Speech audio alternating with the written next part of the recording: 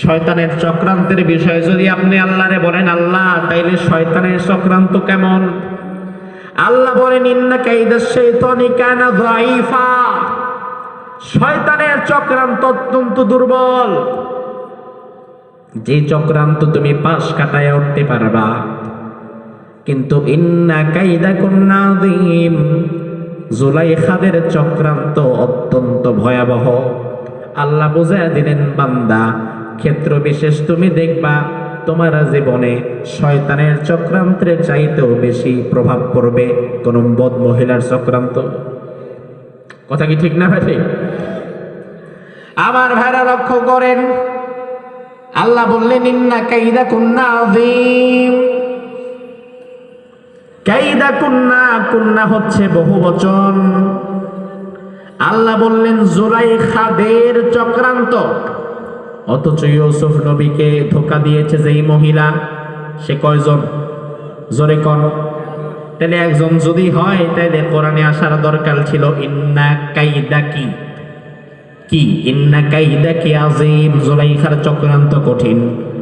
আল্লাহ জুলাইখার চক্রান্ত কঠিন না বলে বললেন নিশ্চয়ই জুলাইখাদের চক্রান্ত অনেক জুলাইখা।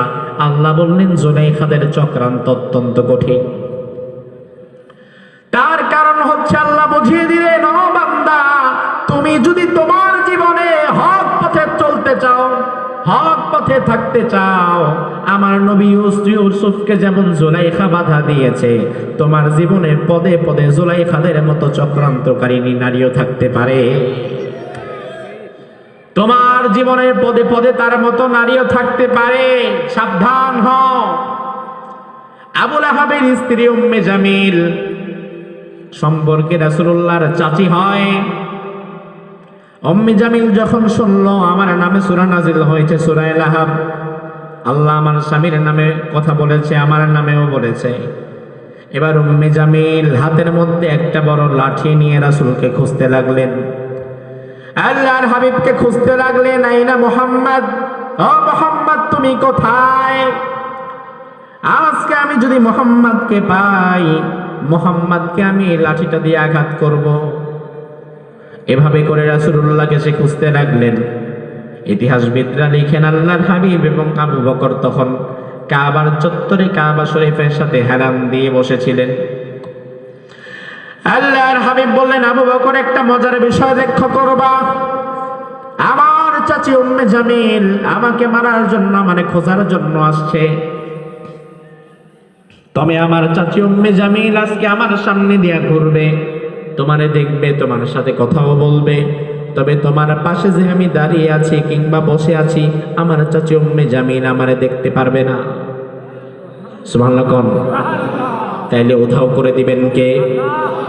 ওই চাচির চোখের মধ্যে পর্দা ফেলে দিবেন কে? এবার আবু লাহাব তার স্ত্রীকে পাঠিয়েছে, যাও মুহাম্মদ রে মারো। স্ত্রী উম্মে জামিল লাঠি নিয়ে বের হয়েছে রাসূলুল্লাহকে খুঁজতে খুঁজতে। রাসূল তো মক্কার পাশেই বসে আছে। উম্মে জামিল এবার এসে দেখে মক্কার পাশে কেউ নাই, শুধু আবু বকর ও সিদ্দিক একা দাঁড়িয়ে আছে। এবার আবু বকরকে বলল, আবু বকর আইনা সাহিবুক, তোমার সাথী কোথায়?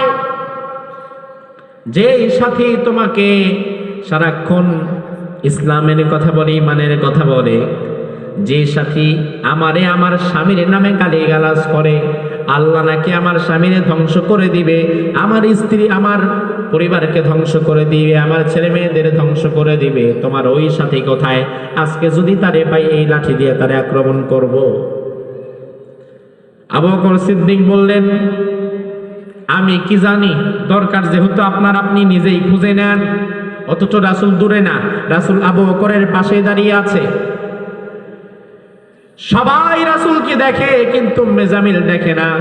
উম্মে জামিল একবার ডানে যায়, একবার বামে যায়, একবার সামনে যায়, একবার পেছনে যায়। এবার চাচি অনেক সময় দৌড়াদৌড়ি করার পরে হয়রান হয়ে আবার ঘরে চলে গেলেন। আবু বকর সিদ্দিক রাসূলুল্লাহকে বললেন, ইয়া রাসূলুল্লাহ, কিছুই বুঝতে পারলাম না, উম্মে জামিল সবাই আপনারে দেখলো, কিন্তু আপনার চাচি উম্মে জামিল আপনারে কেন দেখলো না? আল্লাহর হাবিব বললেন, আবু বকর, আমার আল্লাহ কোরআনের মধ্যে বলেছেন, ফাইদা ক্বরাতাল কুরআনা জাআলনা বাইনাকা ওয়া বাইনাল্লাযীনা লা ইউমিনুনা বিল আখিরাতি হিজাবাম মাসতুরা। আমার আল্লাহ বলেছেন, ও ঈমানদার, যদি কোনো কাফেরের চোখের সামনে পড়ে তুমি আল্লাহর কোরআন তেলাওয়াত শুরু করো, তাহলে ওই কাফেরের চোখের সামনে আর তোমার মধ্যে আমি আল্লাহ একটা পর্দা ফেলে দেব। এই জন্য দুনিয়ার সবাই আমারে দেখলেও, আমার চাচি যেহেতু আমার ক্ষতি করতে এসেছে, আমি আল্লাহর কোরআন তেলাওয়াত করেছি, আল্লাহ তার চোখের সামনে একটা পর্দা ফেলে দিয়েছে, সেই আমারে দেখতে পায় না। সুবহানাল্লাহ। আবার ভাই, আল্লাহ রাব্বুল আলামিন বলেন, বান্দা, তাব্বাত ইয়াদা আবি লাহাবিন ওয়া তাব, আবু লাহাব তার দুই হাত সব ধ্বংস হয়ে যাক, মা আগনা আনহু মালুহু ওয়া মা কাসাব। আবু লাহাবের সম্পদ, তার সন্তান সন্ততি তার কোনো কাজেই আসতে পারবে না। দুনিয়াতে যদি ম্যান পাওয়ার বেশি হয়, কর্মীর সংখ্যা যদি বেশি হয়, আর টাকা পয়সা যদি মাশাআল্লাহ কিছু থাকে, তাইলে নেতার শরীর গরম হয়ে যায়। সে তখন কারে ধরবে, কারে মারবে, কার উপরে জুলুম করবে, বৈশা বৈশা এগুলা ভাবতে থাকে, ঠিক কিনা? আবু লাহাব এরকম ভাবতো। আল্লাহর হাবিব যখন তাকে কিয়ামতের ময়দানের কথা বললেন, রাসূলুল্লাহ যখন বললেন, ও চাচা, আল্লাহরে ভয় করেন, কিয়ামতের ময়দানে আল্লাহ আপনাকে আসামি করে দিবেন, আল্লাহর দরবার থেকে আপনি বাঁচতে পারবেন না। আবু লাহাব তখন বলতো, মুহাম্মদ, আমার কিন্তু সম্পদের কোনো অভাব নাই, আমার এত সম্পদ, আমার এত কর্মী, আমার এত সন্তান, আমার সন্তানেরা শক্তিশালী। আল্লাহ যদি কিয়ামতের ময়দানে আমারে ধরেই ফেলে, আমি আমার কর্মী দিয়া আর আমার অর্থ সম্পদ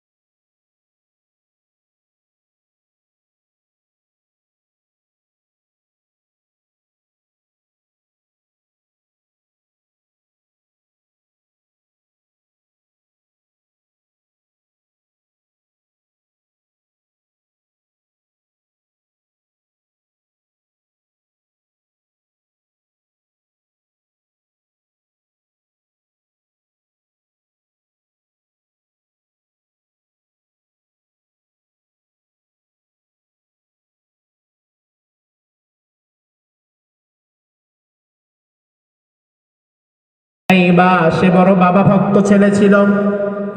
সে ট্রাক বাড়িয়ে আল্লাহর হাবিবের ঘরে চলে এলো। রাসূলুল্লাহর বাড়িতে এসে বলল, ইয়া মুহাম্মদ, একে তো নবী, এর উপরে বয়সে বড়, এর উপরে শ্বশুর, কিন্তু নাম ধরে ডেকে বেয়াদবি করছে। হে মুহাম্মদ, শোনো, ইন্নী কাফিরুম বিন নাজমি ইযা হাওয়া, আজকে তোমার উপরে যে সূরা নাজম নাজিল হয়েছে, আমি ওতাইবা এই সূরা নাজমের সাথে কুফরি করলাম, অস্বীকার করলাম। ওয়া বিল্লাযী দানা ফাতাদাল্লা, যেই ফেরেশতা তোমার উপরে ওহী নিয়ে আসে, ওই ফেরেশতা জিবরাইলকেও আমি অস্বীকার করলাম। নাউযুবিল্লাহ। এরপরে 3 নম্বরে বললেন, সুম্মা ইনতালাকা ইমরাতাহু উম্মে কুলসুম ওয়া তাল্লাকা ইবনাতাহু উম্মে কুলসুম, আমি তোমার মেয়ে উম্মে কুলসুমরেও আমি তালাক দিলাম। এই 3টি কথা বলে ওতাইবা থেমে গেলেই তো পারতো, কিন্তু থামে নাই। না থেমে রাসূলুল্লাহর জামা মুবারকের এই কলার, যেটাকে বলে জামার আস্তিন, এখানে ধরেছে। ধরে বলল, মুহাম্মদ, আর কোনদিন দিনে দাওয়াত দিবা না, আর কোনদিন কালেমার দাওয়াত দিবা না। এই কথা বলে রাসূলুল্লাহর পবিত্র চেহারার মধ্যে ওতাইবা থুথু নিক্ষেপ করে। তবে আল্লাহ তাআলা থুতুটাকে রাসূলের পবিত্র জবানের মুখের মধ্যে পড়তে দেয় নাই, বরং থুতুটাকে আল্লাহ তাআলা নিচে ফেলে দেয়, মাটিতে ফেলে দেয়। রাসূলুল্লাহ এই দৃশ্য দেখে বড় মর্মাহত হয়ে গেলেন যে আমার মেয়ের জামাই আমার মেয়ের তালাক দেওয়ার পরে এত বাজে বাজে কথা বলার পরে আবার আমার গায়ে হাত তুললো। আল্লাহর হাবিব আল্লাহর দরবারে বদদুয়া দিলেন। আল্লাহর হাবিব বলেন, আল্লাহুম্মা সাল্লিত আলাইহি কালবাম মিন কিলাবিক। আয় আল্লাহ, এই বেয়াদব আজকে আমার সাথে যা বেয়াদবি করেছে তুমি তো দেখেছো। আয় মালিক, বিচারটা দুনিয়ার কোথাও দিলাম না, বিচার দিলাম তোমার আদালতে। তুমি তোমার হিংস্র কুকুরদের মধ্য থেকে একটা কুকুর তার পেছনে লাগায়া দাও, যেন অতি শীঘ্রই এই বেয়াদবের জানটা কবজ করে নেওয়া হয়। আমার ভাইরা জবাব দেন, বদদুয়া দিলেন কে? রাসূল। বদদুয়া দিলেন কে? আল কবুল করবেন কে? এখন কবুল করবেন নাকি করবেন না কি মনে হয়? কারণ রাসূলের বদদুয়া তো আল্লাহর আরশ কেঁপে যায়। ওই রাত্রি বেলায় সন্ধ্যা দিকে বাসায় গিয়েছে ওতাইবা, গিয়ে বাবারে বলল, বাবা তোমার অপমান করার কারণে আজকে আমি মুহাম্মাদের মেরে তালাক তো দিয়েছি, বরং আমি ওরে অপমান করে আসছি। আবু লাহাব বলল, সাব্বাস বেটা, তুই বাঘের বাচ্চা, কামের কাম করছস। এবার আবু লাহাবের ছিল ওতাইবা বলল, বাবা আজকে রাত্রে ব্যবসার সফরে আমি সিরিয়া যাব, টাকা পয়সা যা লাগবে দিয়ে দাও, ব্যবসা করে আবার 1 মাস পরে আসবো। আবু লাহাব বলল, বাবারে যত টাকা পয়সা লাগবে নিয়ে যা। ও তাই বা টাকা পয়সা নিয়ে একটা কাফেলার সাথে চলে গেল সিরিয়ার উদ্দেশ্যে ব্যবসা করার জন্য।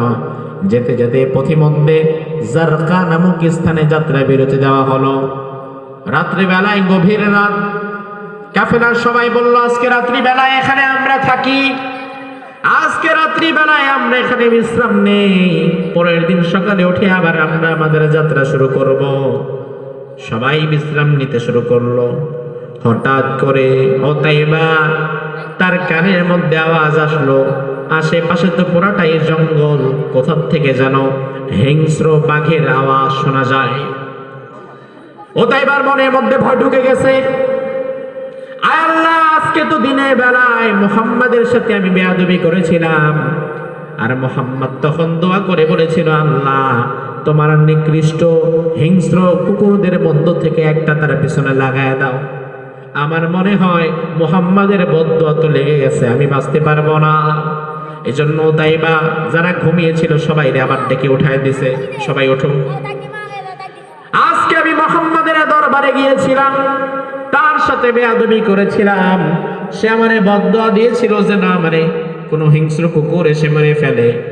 তোমরা যখন ঘুমাচ্ছিলা হঠাৎ করে আমি হিংস্র বাঘের গর্জনের আওয়াজ শুনেছিলাম, আমার বড় ভয় হচ্ছে এই বাঘ হয়তো আমারে মেরে ফেলবে। আমি যেহেতু তোমাদের নেতার ছেলে, আমাকে বাঁচানোর দায়িত্ব কিন্তু তোমাদের উপর আছে, তোমরা কি করবা দেখো। সবাই বলল, ঠিক আছে, আমাদের সাথে যত গাট্টি বক্সা আছে, যত মালসাবানা আছে, সবাই সবার মালসাবানা একত্রিত করো।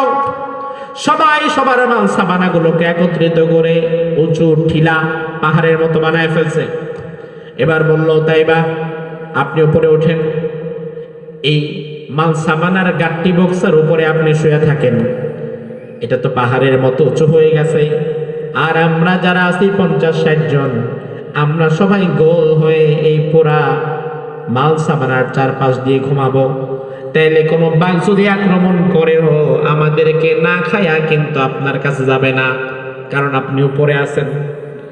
প্ল্যানটাও সুন্দর, বুদ্ধিটাও ভালো, কিন্তু আমার ভাইয়েরা কথা তো একটা আছে, রাখে আল্লাহ মারে কে, আবার মারে আল্লাহ পরে কি? আল্লাহ যদি মারতে চায় রাখার মতো কেউ নাই, আবার আল্লাহ যদি বাঁচাতে চায় মারার মতো কেউ নাই। ওতাইবাকে উপরে উঠিয়ে দেওয়া হলো, সবাই চারপাশ দিয়ে গোল করে ঘুমিয়ে গেল। গভীর রাত যখন হয়েছে সবাই ঘুমায়, কিন্তু ওতাইবার মনের মধ্যে ভয় আছে না নাই? চোখের মধ্যে ঘুম আছে তো, কারণ মনের মধ্যে যদি ভয় থাকে চোখে ঘুম থাকে না। হিংস্র নেকড়ে বাঘ আল্লাহ পাঠিয়ে দিয়েছে। এই বাঘ এবার এসে গভীর রাত্রিতে চারপাশে যারা শুয়েছিল সবার মাথার কাছে গিয়ে নিঃশ্বাস নেয়, ঘ্রাণ নেয়। একজনের মাথার কাছে গিয়ে ঘ্রাণ নিয়ে দেখে না এটা না, আরেকজনের মাথার কাছে যায়, আরেকজনের মাথার কাছে গিয়ে ঘ্রাণ নিয়ে দেখে এটাও না। তার মানে আল্লাহ ওর নাকের মধ্যে সেন্সর ফিট করায় দিয়েছে, তুই যাকে তাকে খাবি না, তোর খাওয়ার জন্য আমি তো একটা রেডি করে রাখছি। সুবহানাল্লাহ। সব মাথা ঘোরার পাশ দিয়ে বাঘটা একবার রাউন্ড দিল, সবার মাথার কাছ দিয়ে একবার ঘুরলো, কাউরেই পছন্দ হয় না। এবার বাকি আছে কয়জন? কোথায় আছে? কোথায় আছে? যতটুকু উপরে আছে তার চাইতে আরো বেশি উপরে পাঠায় দিতে হবে। এক লাফে উপরে উঠে গেল, উপরে উঠে দেখে চোখ বন্ধ করে শুয়ে আছে একজন। বাঘটা যখন তার মাথার কাছে গিয়ে একবার ঘ্রাণ নিল, ঘ্রাণ নেওয়ার পরে দেখলো সর্বনাশ, আমার সেন্সরের সাথে তো একদম খাপে খাপ, এইটা তো এখানে আছে।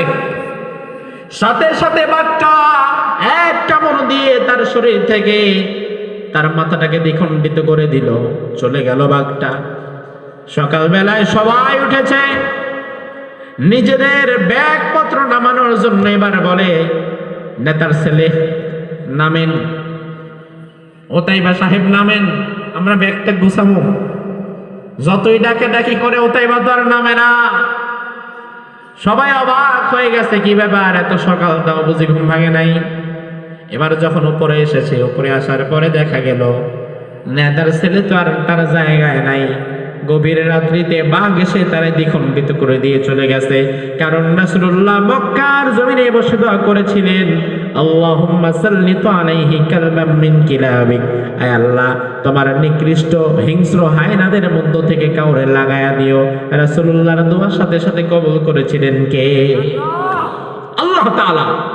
এভাবে করে আল্লাহ তাআলা আমাদেরকে বুঝিয়ে দিলেন, বান্দা এই দুনিয়াতে যারা রাসূলুল্লাহর বিরুদ্ধে যায়, এই দুনিয়াতে যারা রাসূলুল্লাহর আদর্শের বিরোধিতা করে, এই দুনিয়াতে যারা রাসূলুল্লাহর পরবর্তী ওয়ারিস আলেম ওলামাদের বিরোধিতা করে, রাসূলের বিরোধিতাকারী ছিল আবু লাহাব। বর্তমান যারা আলেম ওলামাদের দ্বীনের বিরোধিতা করে, বুঝতে হবে তারাও আবু লাহাবেরই উত্তরসূরি, ঠিক কি না? সাবধান হও মুসলমান, তোমার রাজনীতি তোমার কাছে থাকবে, তোমার নেতা তোমার কাছে থাকবে, তোমার দল